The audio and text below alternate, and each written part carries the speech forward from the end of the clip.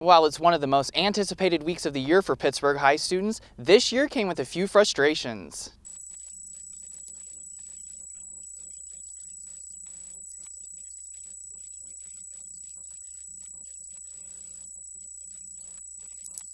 Currently, the Ford-Lane Highway has only been completed from Fort Scott to the north.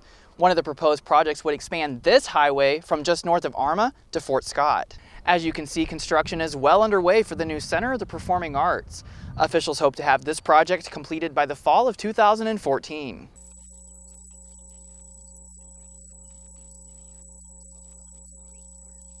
With more students on campus, a few minor problems have arisen, including finding classes that fit the students' desired schedule. Reporting live for GTV, I'm Zack Smith. Thanks for joining us for this edition of GTV. I'm Zack Smith.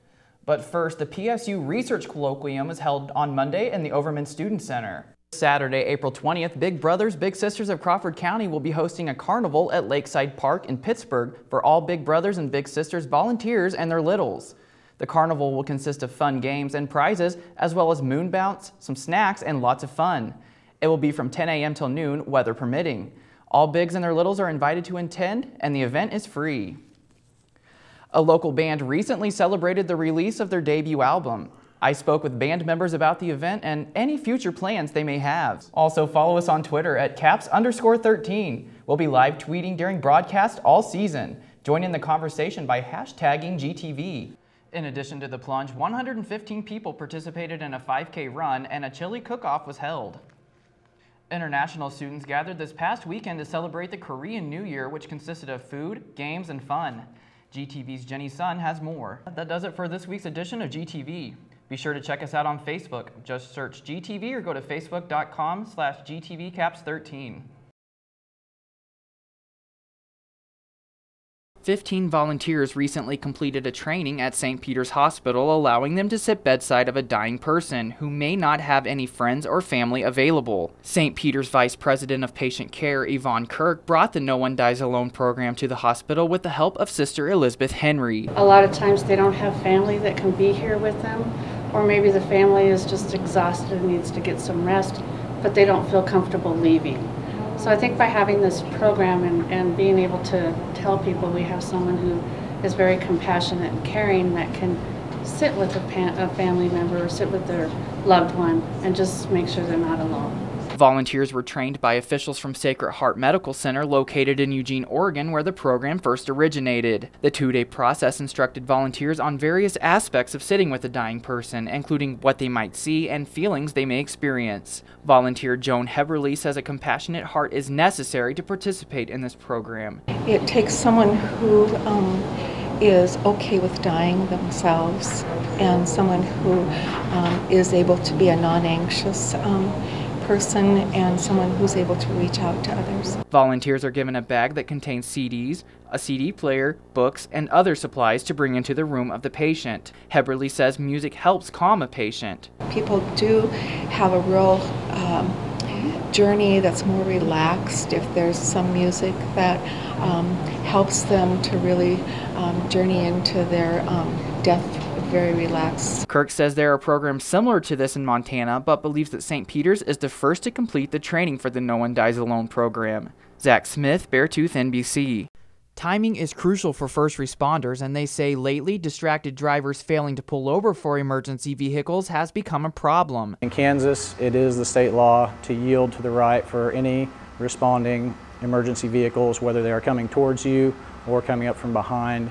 It is the law that you need to pull over to the right side of the road and stop when at all safe and possible to do so. Captain Brian Main of the Pittsburgh Fire Department says distractions including loud music, cell phones, and even other passengers can prevent drivers from being aware of their surroundings. He says any delays add to the response time. A matter of seconds could make a big difference in whether somebody lives or dies at times, or it could be a matter of whether they lose their house and all their belongings. So any time that any distractions or any slower response time can really take away from the outcome that we want. Officials want to remind the public that just because one emergency vehicle goes by doesn't mean there won't be another. So if you see one, you should very much so be alert to make sure there's not another vehicle coming. They could be coming from different directions. While sometimes difficult to enforce, there are consequences for failing to pull over for emergency personnel. Sergeant Travis Bowman of the Pittsburgh Police Department says those caught will be issued a $170 citation. For GTV, I'm Zack Smith. Pittsburgh High School recently completed their spring musical, The Wedding Singer.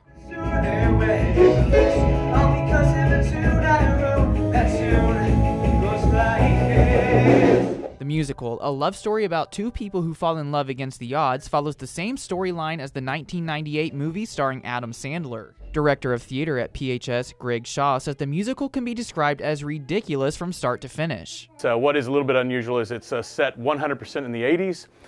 It is absolutely 80s from top to bottom, from the costumes to the sayings. It's a bit of a pop culture, quite frankly, with all the references within the lyrics of the songs and the sayings. The production involved 45 cast members on stage and nearly 20 stagehands helping with different aspects of the show, including sound, set construction, and lighting. What made this production different from previous shows is the all-student pit band, the first time for PHS in many years.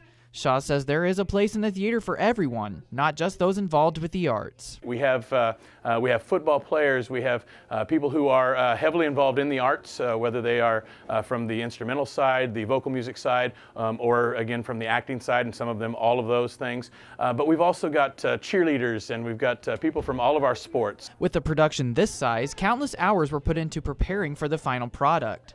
Students began rehearsing the choreography over Christmas break and slowly progressed into blocking the show as well as the acting and the singing. There's so much work, and we only have so many months to get this done. We have the choreographers come in, the Stevens sisters, and get all this dancing done, which is really, it's stuff that people wouldn't think that we'd be able to do since we're high schoolers, but we're here to prove them wrong. The music, we have great directors, blocking, all of that stuff. We've had the right people for the program, so it takes the right people to get this stuff done. I think as much work as we get, we have the right people to help us through it.